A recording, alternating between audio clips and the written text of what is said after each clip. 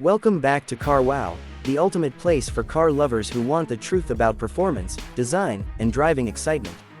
Here, we don't just talk about cars, we put them to the test. Today, we're diving into a head-to-head comparison of a true American legend, the 2006 Ford GT.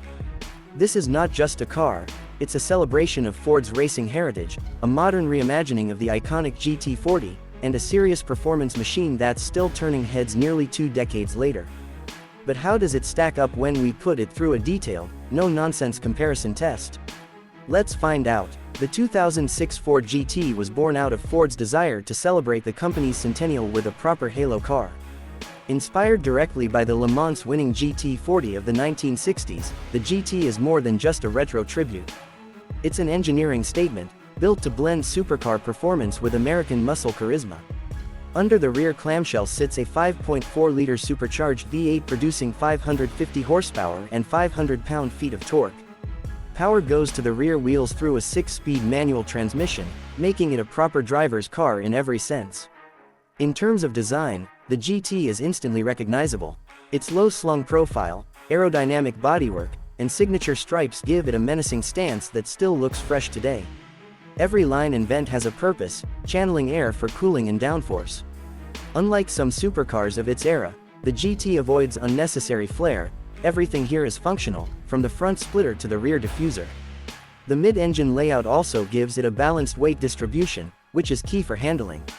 Let's talk performance numbers. The 2006 Ford GT rockets from 0 to 60 miles per hour in about 3.5 seconds and can hit a top speed of 205 miles per hour. Even by modern standards, that's fast.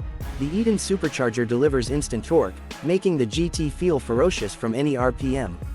On the road, the acceleration is brutal yet controllable, and the gear changes are mechanical and satisfying. It's the kind of car that rewards driver skill. No electronic nannies here to save you if you overcook a corner. Handling is another area where the GT shines. Thanks to its aluminum spaceframe chassis, advanced suspension, and sticky Goodyear Eagle F1 tires, it feels planted at high speeds. The steering is direct and communicative, giving you a clear sense of what's happening at the front wheels.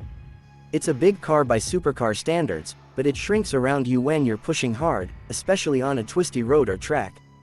The ride is firm but not punishing, and the car feels solidly engineered, a testament to Ford's commitment to building a true world-class performance machine. Inside, the GT keeps things simple. You won't find luxury gadgets or infotainment screens here. Instead, you get leather-trimmed seats, a straightforward instrument cluster, and toggle switches that evoke race car vibes. The cabin feels snug but not cramped, with good visibility for a mid-engine supercar. It's clear that the focus was always on the driving experience rather than creature comforts. Now, since this is a head-to-head ultimate comparison, we need a worthy opponent. For our test, we're matching the 2006 Ford GT against its natural rivals of the era. Think Ferrari F430, Lamborghini Gallardo, and even the Porsche Carrera GT. Each of these cars brought something unique to the table. The F430 offered razor-sharp handling and an exotic Italian soundtrack. The Gallardo blended all-wheel drive stability with V10 theatrics, and the Carrera GT was an uncompromising driver's car with a high-revving V10 and manual gearbox.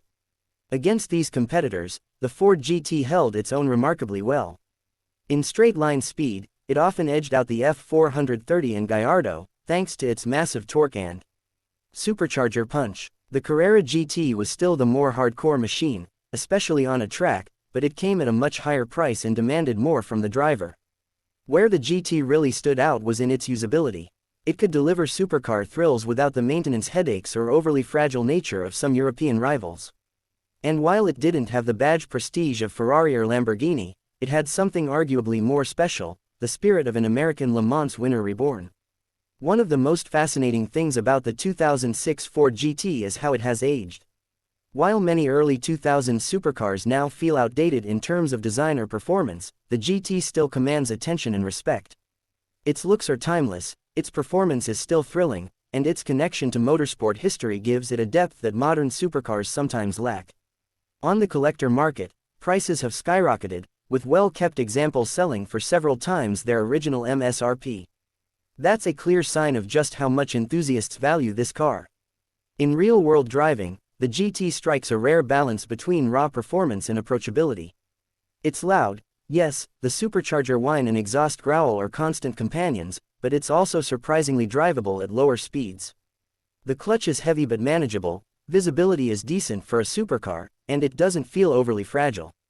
This makes it a car you can genuinely enjoy outside of a racetrack, which can't be said for every exotic of its era. Of course, it's not perfect. The lack of electronic aids means you have to respect its limits. Push too hard, and it will bite back. The cabin can get hot due to the mid-engine layout, and storage space is laughable. But honestly, those flaws are part of the charm. They remind you that this is a car built for driving passion, not for daily commuting convenience. So, in our ultimate head-to-head comparison, where does the 2006 Ford GT land? It may not have the ultra-precise finesse of a Ferrari or the flamboyance of a Lamborghini, but it delivers an unmatched blend of heritage, performance, and driving purity. It's a car that celebrates what makes motoring exciting: mechanical connection, raw power, and a story that ties back to one of the greatest eras in racing history. Even after nearly 20 years, the Ford GT is still more than capable of holding its own in the supercar world. And that, more than anything, proves its legendary status.